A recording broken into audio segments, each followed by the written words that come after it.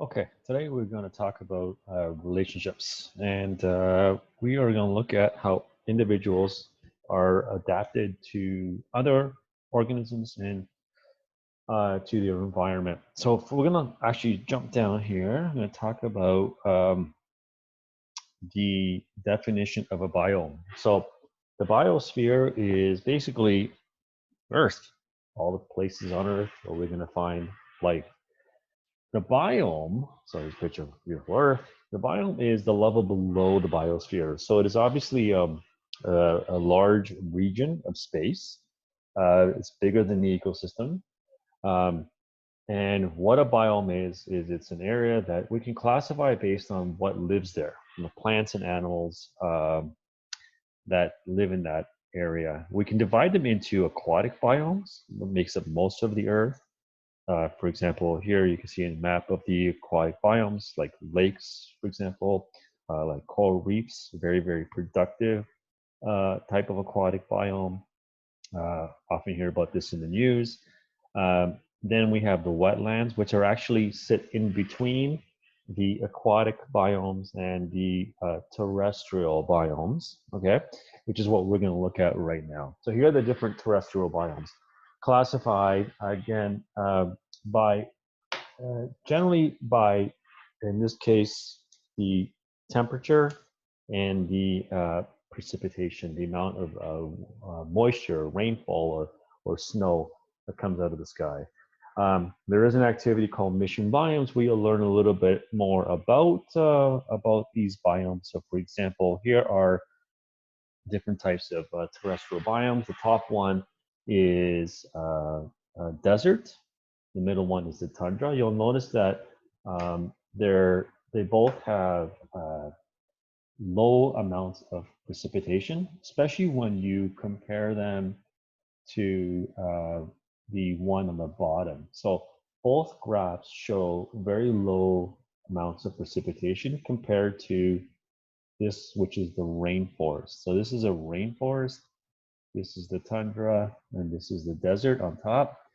So they both show low precipitation. Rainforest shows a lot of precipitation. You can see that the lowest amount is 50. I believe this is in centimeters. Whereas for the tundra, the highest is about 50, close to 60. And for the desert, and the tundra, the highest is about not even quite 40. So quite dry compared to the rainforest. The rainforest, you can see the temperature is generally quite high, whereas in the tundra, this is 0 right here. The temperature is generally very cold. Sometimes it does go above 0, whereas the desert temperature is generally pretty high.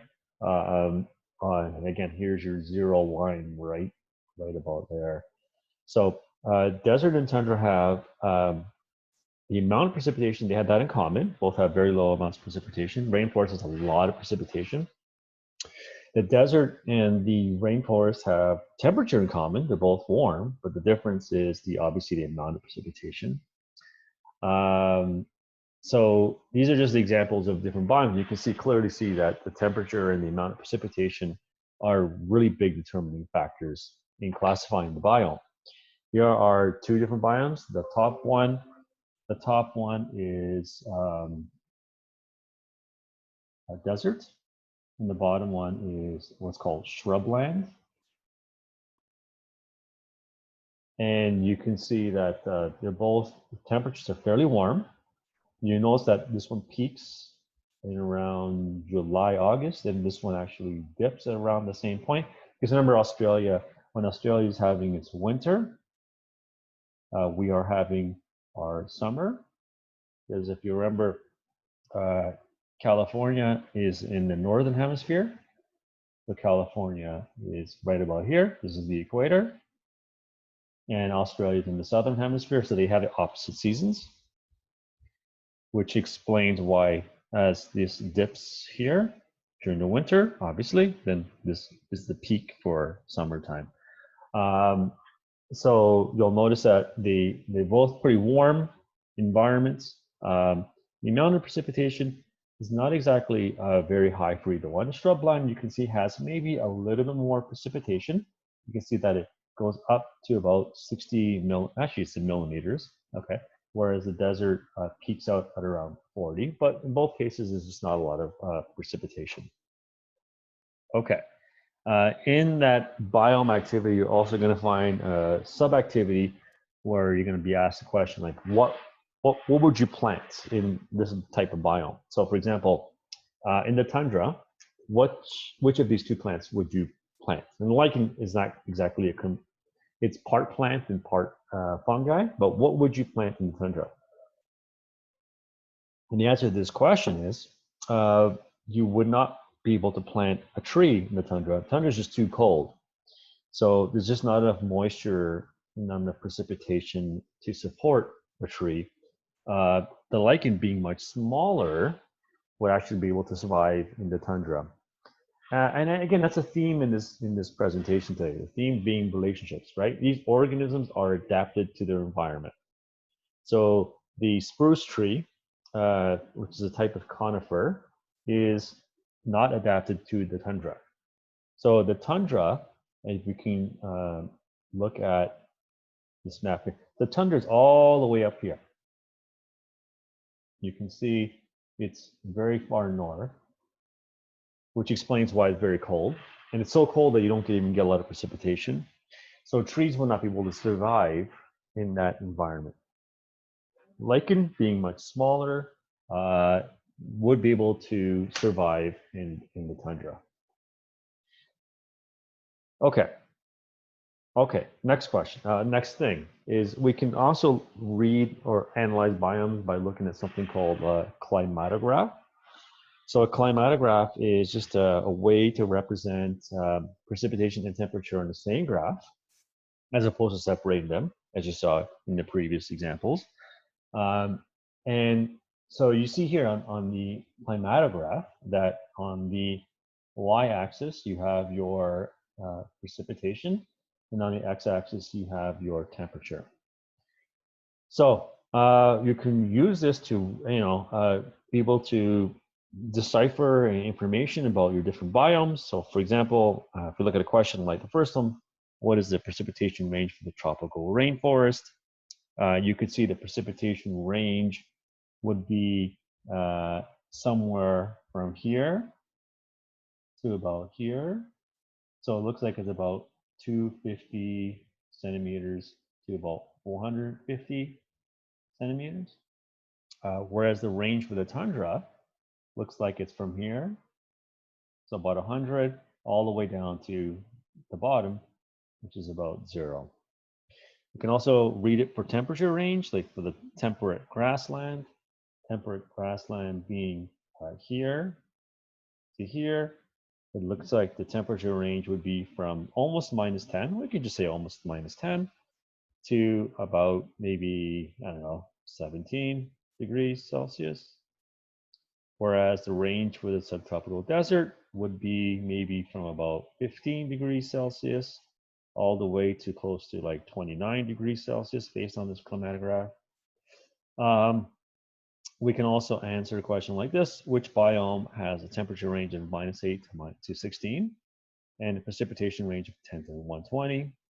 So -8 is about here, and 16 is about here. No, sorry, about here, where 17 was. So it's somewhere in this region. And this has a precipitation range of about 10. So 10 being here, and 120 being up here. So obviously, if we draw the box, the best answer should be woodland and shrubland, because it fits the temperature range and it also fits the precipitation range. So it's just a different way to represent the biomes. Okay, now, this is important because obviously you can see that biomes are characterized by the temperature and by the precipitation. And the organisms that live in these biomes, these regions that are native to those regions, they're adapted to the environment.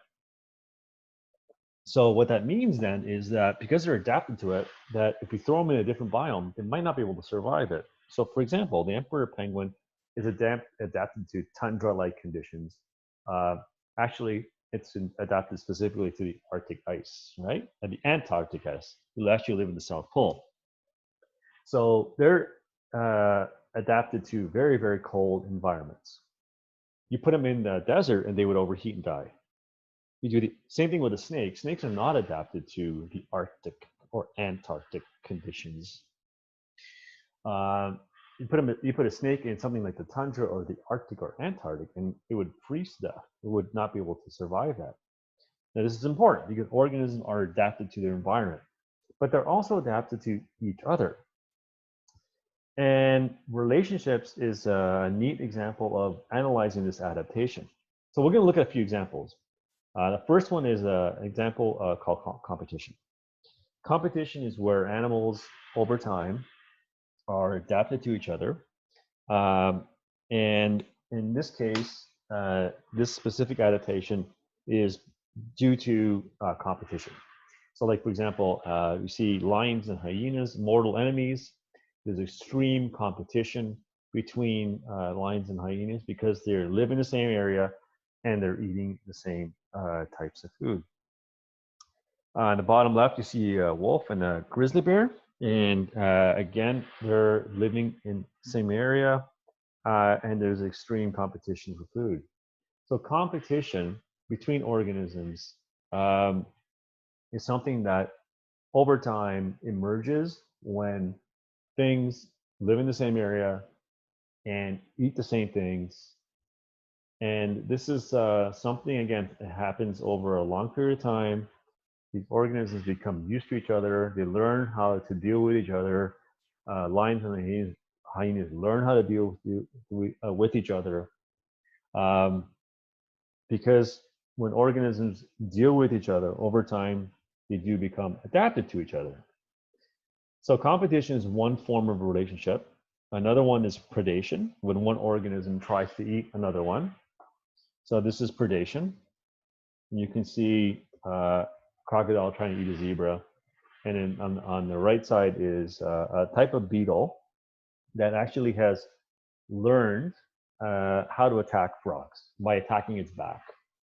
Again, an example of where organisms learn on how to deal with each other. So predation is another example of this, where crocodiles have learned, they have become adapted to hunting in a specific way, where they just wait in or near a river for something like a zebra to come close, or maybe to even swim across.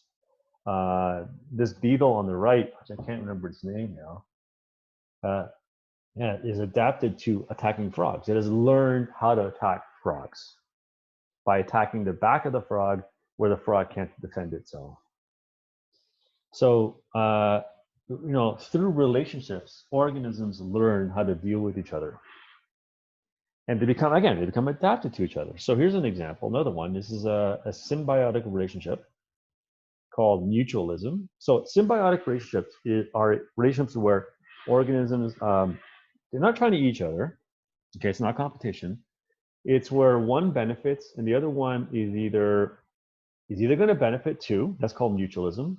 Or one benefits and the other one doesn't care. That's neutral. It's called commensalism. Or one benefits and the other one is harmed, and that's called parasitism. And these are all relationships that over time, organisms, they evolve these adaptations. So in this example, we see 4 scenarios of mutualism. You have an eel and you have a shrimp. They both benefit because the shrimp actually cleans the eel's teeth. The shrimp gets free food. The eel gets his teeth cleaned. The bee and the bird both benefit because they get food from the flower, and the flower benefits because the bird and the bee help it reproduce. Top right, we see an impala, and on his back is a bird called an oxpecker, and they both benefit because the impala is attacked by pesky insects, but the birds eat them.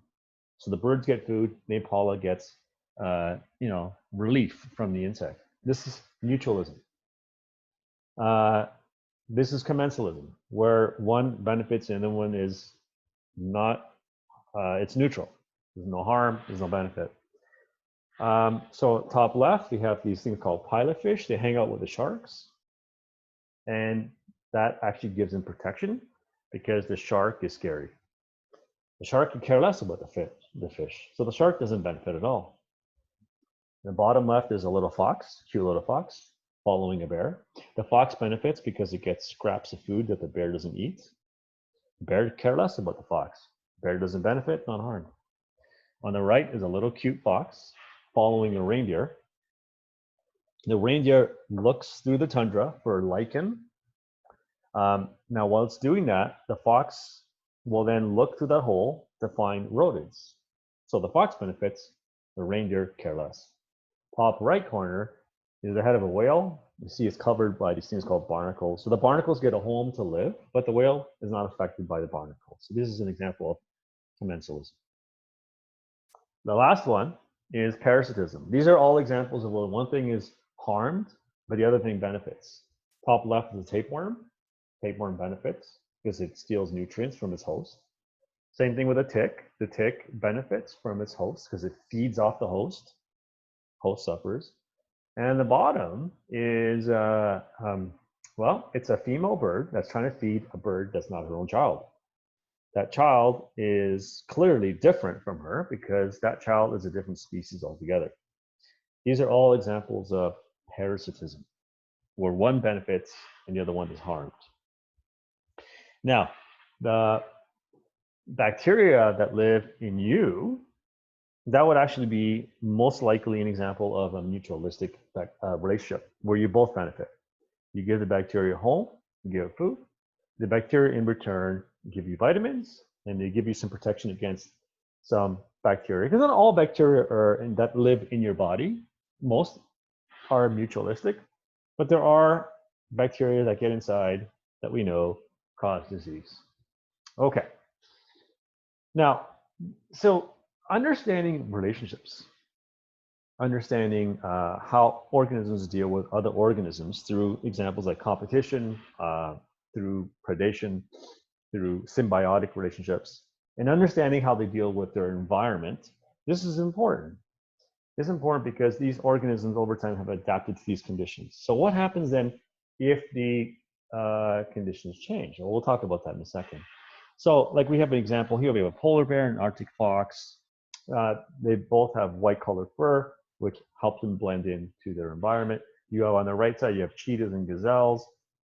Obviously, they're not white colored, but you see that they clearly blend a little bit better into their environment. So, blending in with your environment is important, right? Also, you notice the fox and the polar bear have thick fur because the tundra is cold, and you need to have a thick fur to survive in those conditions, right? Now, so surviving adapted to your environment is important, but also being adapted to each other is important. So for instance, in this example here, the cheetah eats gazelle. So if we draw if this is like a food chain, the gazelle gets eaten by the cheetah. Now, what's interesting is the cheetah is the fastest land animal and the gazelle is the second fastest land animal because gazelles have been chased by cheetahs for a long time. So they have evolved, they have become adapted to be fast. Again, because they're used to cheetahs. Cheetahs are native predators of gazelles. So they're used to this. But what happens then when you introduce something that's not native? It's invasive. So for example, here we have the python or the cane toad or the purple loosestrife. The problem is that when you introduce these invasive species into areas and they're not non-native, the things that live there, the native things that do live there, they have a hard time. They don't know how to deal with these new invaders. So like the python, well, the rabbits and the raccoons that are being decimated, 90% gone, because they don't know how to deal with this kind of a predator. The cane toad's poisonous, and animals eat it because they don't know how to deal with the cane toad. So adding an invasive species is a problem. The problem is this: when you have organisms that become adapted to their environment and to other organisms, and then you change the rules of the game, the organism can be in big trouble. So one last story is the dodo story. You can see here the dodo is a bird that looks like it can't fly. It lived on a tiny little island called Mauritius. Dutch sailors show up in the 17th century. Dodo birds go extinct. Now, what happened? Were they eaten by the sailors? In this picture, it looks like they're being attacked, but evidence shows that most likely they were not being eaten by the Dutch sailors. So what happened? Here's what we know. We know they're flightless. And we know that on the island, before Dutch sailors arrived, no predators. Now, what happens? This animal, we talked about this, is adapted to its environment, right? So its environment includes no predators, which means it doesn't have to worry like the gazelle about being chased by something to eat it. Now, it's adapted to an environment with no predators, and it doesn't fly, therefore its nest is on the floor. So what happens is the Dutch sailors show up and they bring with them rats, dogs, and pigs. Well, what do you think happened to all the eggs? Because where would the nest be? Well, the nest would have to be on the floor because these birds don't fly. Now, what happens then is the rats, dogs, and pigs probably ate all the eggs. What happens to the dodo bird? Remember, dodo bird is not used to predators. And when an animal is not, or plant is not used to an invasive species, it won't know how to deal with it. And that's a very important lesson. Probably the reason why the dodo bird went extinct. All right, kids, that's it. Very out.